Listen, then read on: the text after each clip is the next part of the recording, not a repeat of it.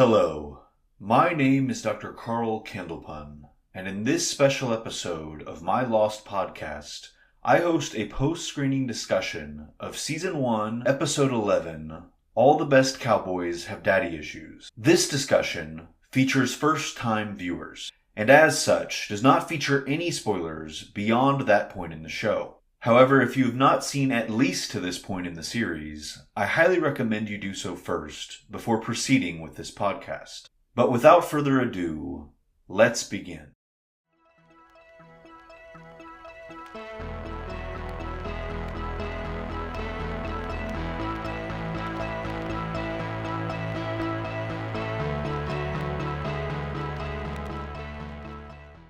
Okay, so we have just finished watching All the Best Cowboys Have Daddy Issues. If you're watching the video version of this, then you'll see we have yet another newcomer. Go ahead and introduce yourself. I'm Martin. Martin, and how familiar were you with Lost before I talked to you? Maybe when it started, maybe watched the first few episodes, and that was it. And since then, I've lost every memory of watching it, so it's pretty cool to catch up on something that's been out forever. Yeah. So are you enjoying it so far? Oh, yeah. Okay. This episode obviously still has the flashbacks, and it's the first time we have a character who we've already had a flashback episode for. What do you guys think of that? I just know people like that, and it's just like... When you say you've known people like that, are you talking about like alcoholics, or are you talking about people that like are so manipulative? Both. Yeah. Fair. But the manipulation, that's the worst. Like, especially when it is like someone so close to you, like a parent or something like that. It's so damaging, and you could just feel. I felt like they did a really good job of making it to where you could feel like years of it. Like it didn't feel like just, oh, this thing is happening in this moment. It was like, this has been always happening. He's always been like this, and it just felt palpable, like how just awful, just absolutely awful he was. Yeah. Martin, any thoughts? Just building off of what she said, I feel like Jack kind of like maybe there for a moment actually felt sincere. His dad was sincere about the situation, and then when he went to the meeting to the lawyers, and he was like, oh yeah, no, he really screwed up this time, and this is it. I would disagree. I don't think he agreed with this. I don't think he thought for a second that his dad was right. I think he just was manipulated enough that he didn't feel like he could say something. I think he wanted to believe that his dad was sincere. I think he waited so long to hear what he was saying to him that he wanted to believe that was true. And then when his dad follows it up with, I swear this will never happen again, he wanted to believe that, even though, probably on some level he didn't. And then, when he... Well, move on to Brian. You, what do you think of that? I don't like Jack. You don't like Jack? I don't know why. Okay. I need to follow up with Will about that, because Will felt similarly. Why do you not like Jack? I'm not sure. There's just something lying under the surface with him that I just don't. Well, so did you already feel that way before this episode? Yeah. Okay. But I was back and forth with it when he didn't just, bite the bullet and refuse to sign. Oh, okay. He had to wait for the whole baby issue to come up for it to become important enough for him to stand his ground. And I hate emotional manipulation. So I don't know. I'm always back and forth here on Jack, but. I mean, he was pretty resolute at first. That like his dad's like, if you mention alcohol, they're gonna take away my license. He's like, yeah, they will. Yeah. But it's the right thing to do. And it's not till the manipulation that comes. And then even then, he's still wrestling with it before he finds out about the baby, because he sees the thing with the husband, and you can see at the thing when they're about to pack it up, and he's still feeling bad, and then they bring up the baby. Yeah. Anyways, Will. There was a lot to unpack there. I think the manipulation played into it, because I think he still, as much as he hates the manipulation, he wants to be his dad and be that successful surgeon and that successful physician.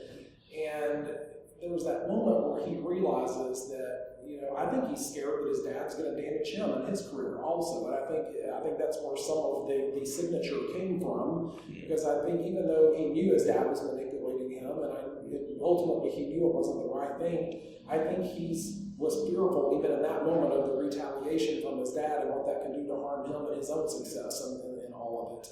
And because here you've got a passionate doctor and then the dad who's the super successful one, but it's just throwing it all away because he's an alcoholic and doesn't really care.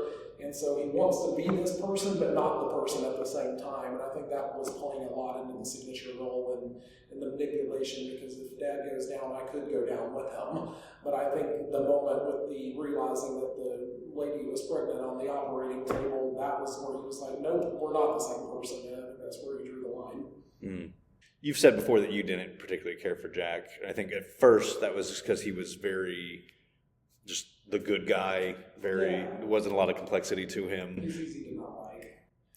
Well, so what do you mean by easy not to not like? I don't know. I just felt like there's been other characters that there's more depth to. Okay. And he's kind of, in all reality, I mean, he's still kind of a shallow character when it's all said and done at the end of the day. There's not a lot of depth there. It's the daddy boy issues, which the name of the episode, no pun intended, but it's that whole here I am, woe is me, I had a horrible dad, but I was still super successful, and now I'm the hero of the island. When the reality is that all the people that are the heroes are the people that are the other actors, the other parts that are doing way more, and Walt, for everything that he does wrong and for all the mystery around him, has done probably more good than anybody at this point. And Boone, God love him, he's an idiot, but he's trying. And then Charlie, obviously, we just kind of fell in love with Charlie a few episodes ago with his whole moment and the mind collapse and everything. And so it's just like all of it's changing, where it's like, is Jack really even needed? Not really. He is the doctor. I feel like he is doing a lot of things to save a lot of lives. Yeah. And I think they also aren't showing everything, because there's a lot of times where we see he's patching somebody up and then he goes to do something else.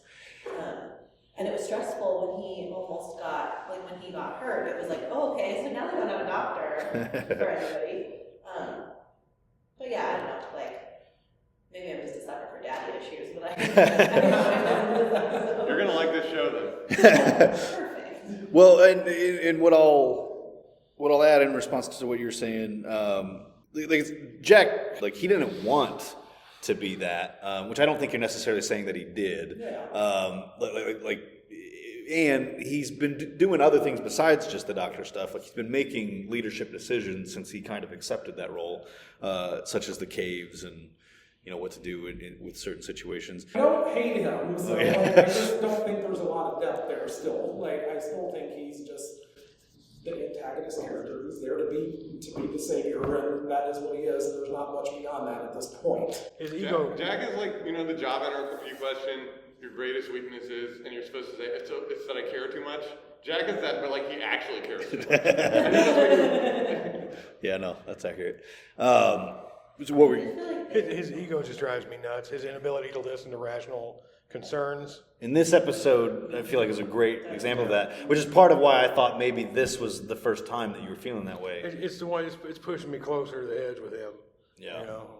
It just drives me nuts when he has a pivotal role on this island, and the concerns are placed in front of him, and he doesn't even have a moment to consider them. Well, his guilt complex. Yeah, he also has to be in defiance of an older male authority figure, so there's also that. I don't think I quite put together until seeing it again how much he's projecting his dad on the lock super hard. I've never read it that way. But yeah, I think that's probably because when I was a kid, they were just both grown-ups that I didn't quite catch. Yeah. The age. Well, the funny thing is, I'm going to try not to make this too much of a hard left turn, but because you're bringing up Locke, the funny thing is, Locke is extra sassy in this episode too. His attitude towards Michael, well, yeah, no, we don't need anybody else. He's like, well, maybe I'll start my own group then. Well, okay, fine. We're going north. You go south. Basically telling him fuck off.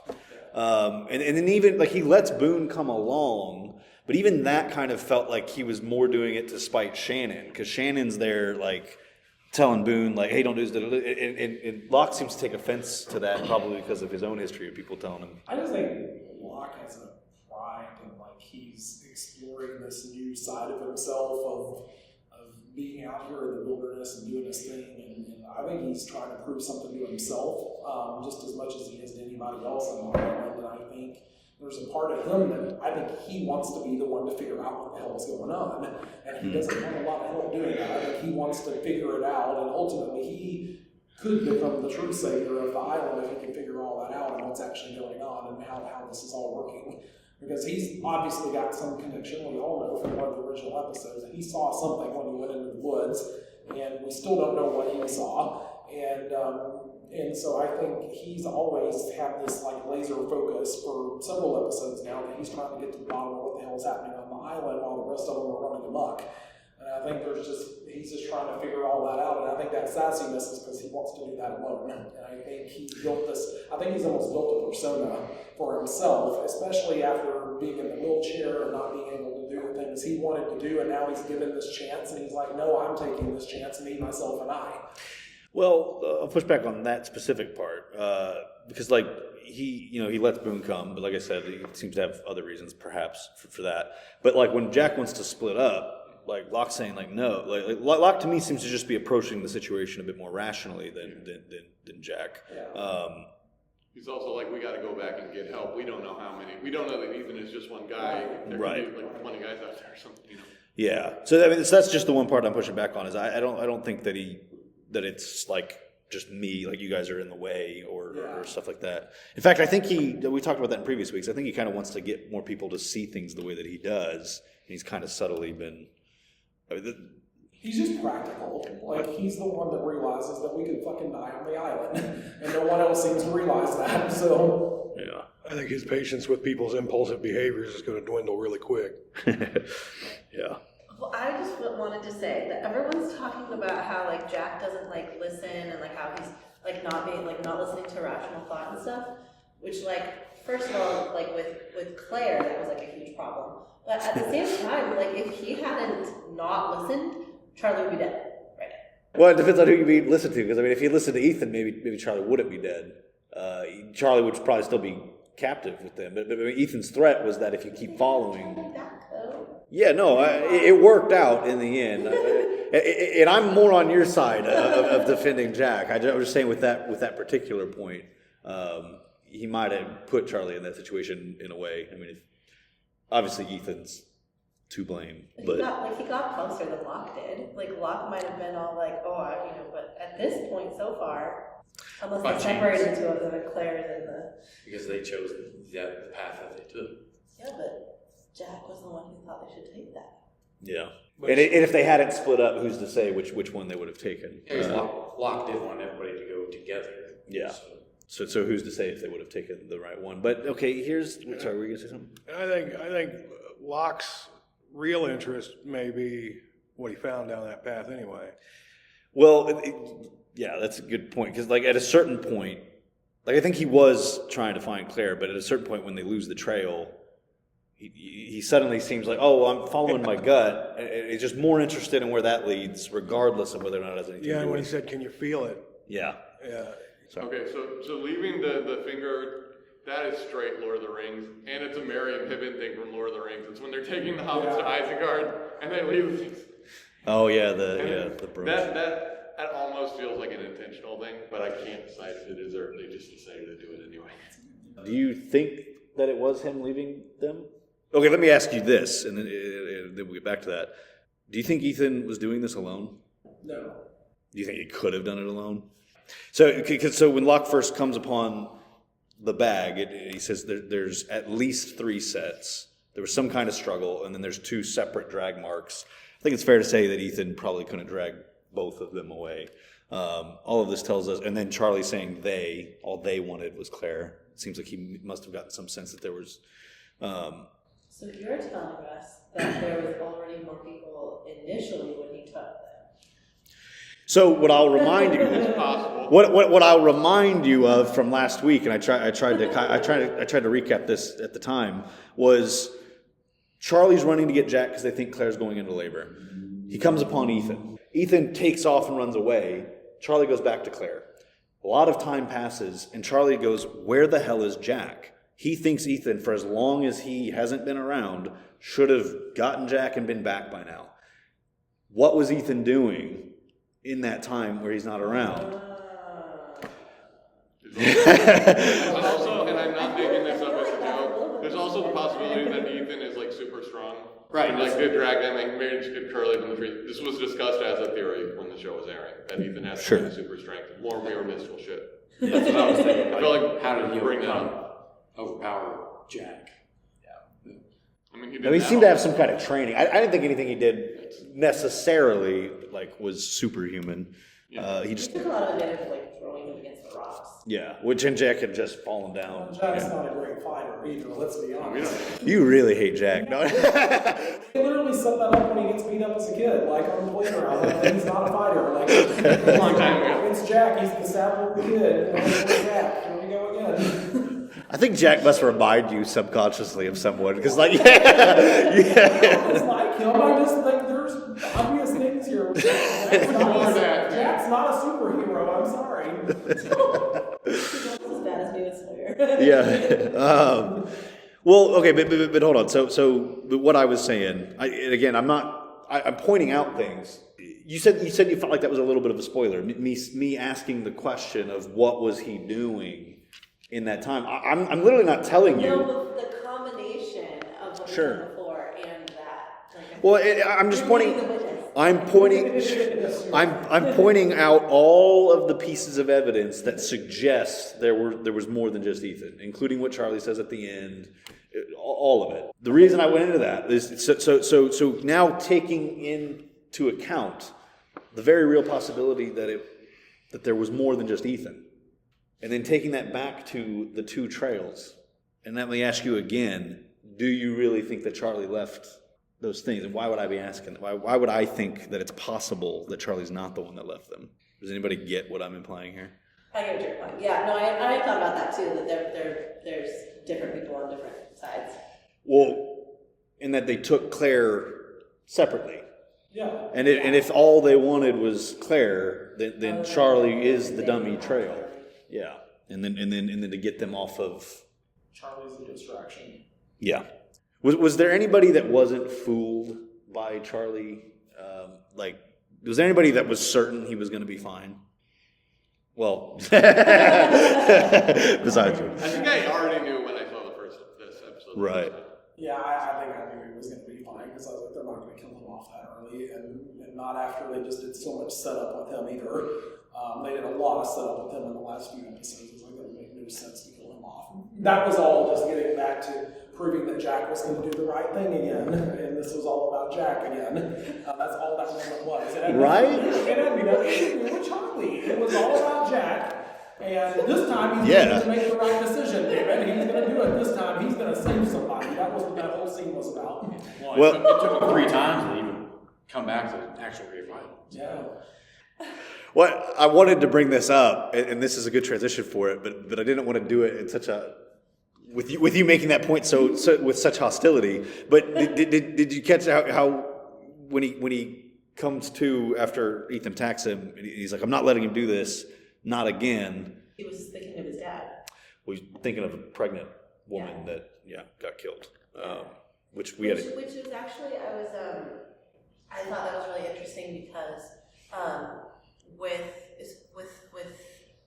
parental trauma, like complex trauma from especially from narcissistic or alcoholic parents, you can develop something called emotional flashbacks, where you literally your brain goes back to whatever it is. And I felt like the whole episode felt like he was in that, like he was having PTSD flashbacks to his childhood, not really his childhood, but to that. And I thought they did a really good job of making it feel like that. Well, and what I really like about it is, and how you said it is if that's how you're reading it, the whole time you're watching it, it's almost like, why are they showing this? This is such a different situation. And then when you get that final piece of, oh, she was pregnant, then it suddenly makes sense why that's the thing that he's going back to. Jack is a walking flashback. That's all there is to it. He's not the only one. I don't know if you've seen the shirt. Okay, well, so any idea on like what Ethan's deal is and why Claire and such and so forth? I think he's brainwashed or something. You think He was there before, right? Or he wasn't on the flight. Right. So he's been brainwashed. That's all I can gather. Like why they would want a pregnant woman. I guess trying to like pull other shows that we're watching right now, but like they have a need for that baby. I agree. Need for the I baby. think there's a lot more to the baby. Part of why you're saying that, I would assume, is because of the psychic I stuff. don't think they actually want her. I think they want the baby.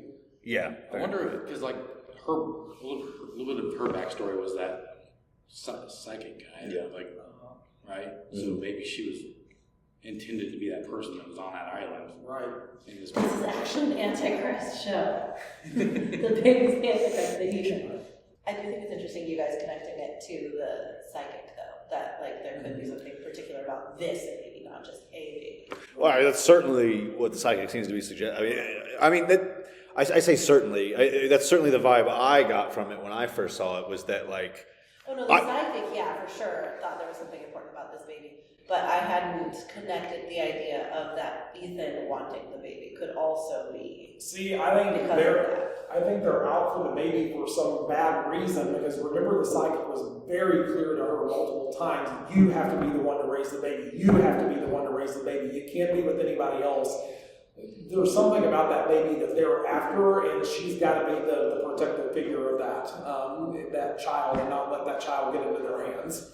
Well, that leads to two questions. So one question it leads to is, are they after that baby, or do they just want a baby? Like, is it, like, are they looking to sacrifice it, or do they need some sort of, like, something to connect them to youth? But then also, with the psychic, what he did to get her on the island to make sure that she was the one to raise the baby. Kind of backfired if they are trying. If they are trying to get the baby and she ends up not being able to raise it, then yeah, that's like a huge backfire. Or I mean, unless he did it on purpose, but I don't think he would have done that. Let me go to Brian for a minute. Which of those two things do you think that they? Okay, the first question was: are they, whoever them is, are they looking for that baby or a baby? Yes, that baby. And what are you basing that on? The psychic? The psychic, yeah. Okay. Everybody seems to have a consensus that they want this baby. Out of the two. I'm still not sure. Okay. There's a part of me that's like that thinks that maybe they just need a baby. And okay, so to play devil's advocate, since everybody else seems to think that they want this baby, what I'll point out to maybe support the alternative is Rousseau's child. We don't know what exactly happened there, but she's asking Saeed when she thinks he's one of these other people, where's Alex, where's Alex, where's Alex? And at the very end, she says, Alex was my child. So we can deduce from that she at least believes that these others have her child.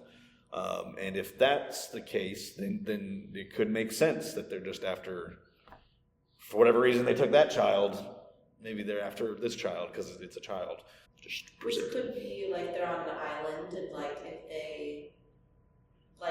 they are maybe not able to like make children themselves, then maybe they are like wanting to continue their line or whatever and need some sort of future humans.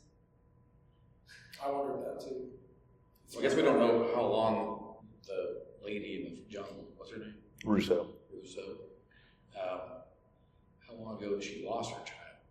Right. Was she pregnant when she went there, or did she get pregnant after they went there? Because she's been there for 16 years. Or even go the other direction. How old was the child when they crashed? Like maybe the child was born already. Yeah. Right, because she says a child, but the child could have been born, the child could have been born, the child could have been a teenager. Who really knows? Just going back to that, like maybe their expedition was drawn there for that child also, or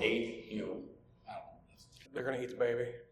They're going to eat the baby? Yeah, we'll just throw that out there. They're just hungry. They're just hungry. Or they're gonna use the baby to fuel the reactor. Well, all right. I'm done with my notes. I can't think of anything else. I mean, is there anything anybody wants to talk about before we? wrap it up. Well, so we'll do our normal things. There's two things that we've been doing off and on. One of them is we go around and say who, like, favorite character, least favorite character. If it's changed from the previous week, then they kind of talk about why. But if it's just the same, you don't have to go into it. Yeah, you just kind of say why they're your favorite or least favorite. Then we go back around and guess who next week's episode is going to be focused on. And we usually do that without knowing the episode title, and then I tell everybody the episode title, and if they want to change their guess, they change it. And if not, that's fine too. Which this week I don't think the title's going to help anybody. But okay, so we'll go down this way, and then we'll come back for the second thing. So. Okay, Least so favorite. my favorite character, which changes, but for this week it was Jack and Kate. Okay. Always Kate. Kate never changes, but Jack is Jack. Okay. And then least favorite would be, I just really don't like Locke. I don't think that's ever going to change. Okay, fair enough. Well, so just I want to follow up on the Jack thing real quick. So, was it just because you sympathized with him? Like, was there anything that he did? I think it made the things that bother me about him bother me less. Okay. And I think I could have liked him if I wasn't bothered by him, so I felt less bothered. Well, so what was bothering you about him? Sorry. Just kind of just like every other, like, kind of bland male protagonist, Okay. but like having the shared experiences was very bonding between them. Okay, gotcha. Favorite, least favorite? Don't know if you thought about this. Just this episode? Not necessarily. We've been doing it series wise, but you can answer it however you want. Out of the whole series, I don't know why, but I'm kind of drawn to Michael. Okay. I feel like maybe there's a larger part for him later. Least favorite, which I kind of liked Hurley a little bit more early on, but he's probably my least favorite now. Okay. Those are both two very interesting answers. So what do you not like about Hurley, if you're able to articulate it? I don't know, maybe it's just character build up now is just kind of downward spiraling, I guess. Like, he's there, but he says some things that are kind of funny sometimes. Well, that's what I was going to ask. So far, he's largely been comedic relief, and so I was just wondering if maybe that hasn't been landing for you. I mean, I get that. I do chuckle a little bit, but still, now that it's made it this far, I'm not looking for a humor, in Lost. Yeah, but it's nice to have it spring. It can't be just all doom and gloom the whole time. Oh, it's serious now. I don't want any jokes. I don't want to smile at all. 100 episodes left. We got to buckle down. We've got no more time for any of this laughing. Okay. Well, the Michael thing, I didn't want to say, like, is it because of his relationship with Walt, or? No, not necessarily. I liked him kind of in the beginning, and I wasn't for sure. I like him in other series too. Oh, the actor. Yeah. So maybe that's kind of why I'm partial to him. That's all right. She loves Boone specifically because of that actor. He hasn't done anything that I dislike. Yeah. So far. He did kind of blow his son off to play golf, and then his son went and threw knives with a stranger. It was a learning moment. All right, Brian. My favorite is still Locke. Okay. My least favorite is Jack. He just pissed me off this whole episode. Okay, well, because last week it was Sawyer. Yeah, Sawyer, he didn't have any real screen time this time. So well, he did more than last week, actually. Yeah, but he doesn't. Instead of taking revenge on Saeed, which is what he seems to be implying he's going to do. He pumped the brakes. So he got a reprieve this week. Yeah. Jack with his impulsive need for action. Well, to take action is what I meant. To I don't know. React. Yeah. He just irritated the fuck out of me this week. And we'll see hopefully he does better next week. If not, he's going to be neck and neck with Sawyer as the shit heel of the series for me.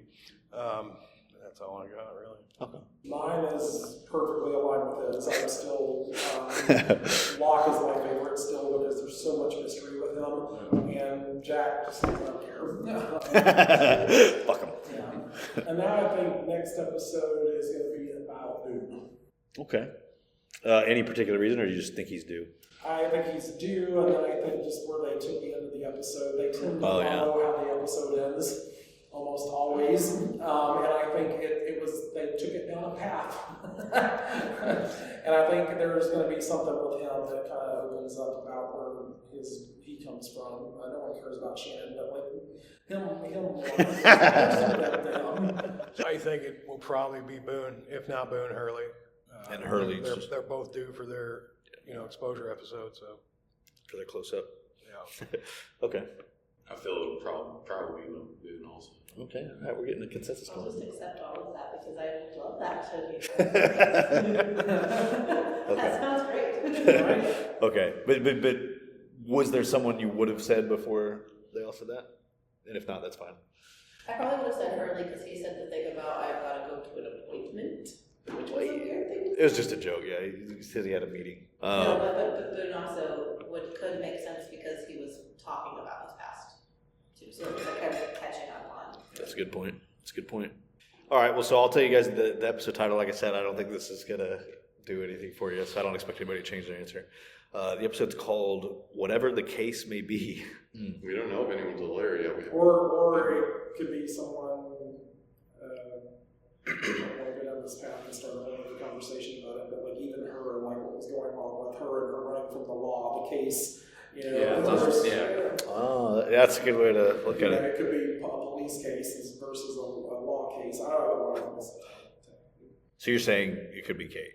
that was something that I thought earlier too. Because they haven't done a ton of backstory on Kate, and she's one of the primary characters. Yeah. They've done that one episode, but you didn't really get a real good taste for who she is. And Right. he's always trying to get her to tell more, and she never tells anything. So, in the Well, sense so of this way- the case thing, it could be her. But you said that's kind of irrelevant to who it is. So, Well, what I meant was because the term, whatever the case may be, or the phrase, it's literally like, well, it's whatever. Yeah. So I thought that you guys would hear that and be like, yeah, it could literally be about anybody. but no, I like the thought you're putting into the double meaning that there could be behind that. So maybe Kate, and you said you were thinking that earlier. It could be about the custody case. yeah, a good there's point. all the cases now. Could be Sawyer. He left those cases when he was conning people. He does briefcase cons. Sorry, but you were saying something about earlier. You're thinking Kate. Yeah, just because they went back to Jack already for a second, focus episode, and Yeah. it would make sense that if they were doing that, they do her next, since they're constantly, will they, won't they, bullshit. I actually want to do that with Sawyer for some reason. So you're not the first person to say that. Yeah, it's weird. You don't have a just because of how much he hates Jack. That's purely why. They had a real connection in that episode, and she knows it, and he knows it, and I think there was really more there than there is with him and her and the doctor. I hope she ends up with Hurley. So I hope you all come back next week for whatever the case may be. Hope to see you then.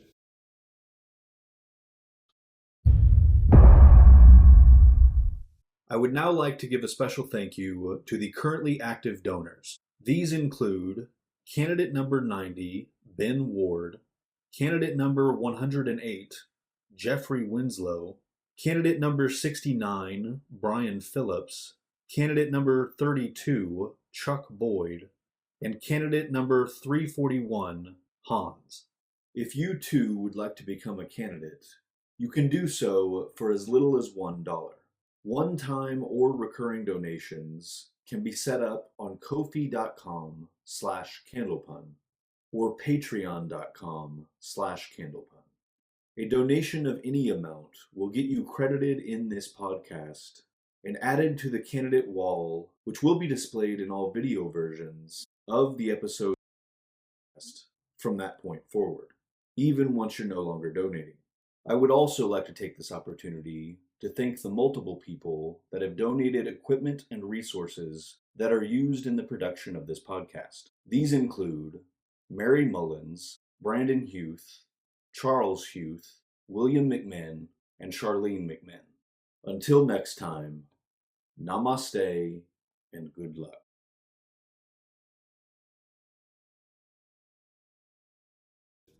I don't know, whatever. To like this video, click the thumbs up. Or, if there has been an incursion by the hostiles, click the thumbs down. To leave feedback, enter a comment below. To be notified when more videos arrive, click the circle and then select the notification bell.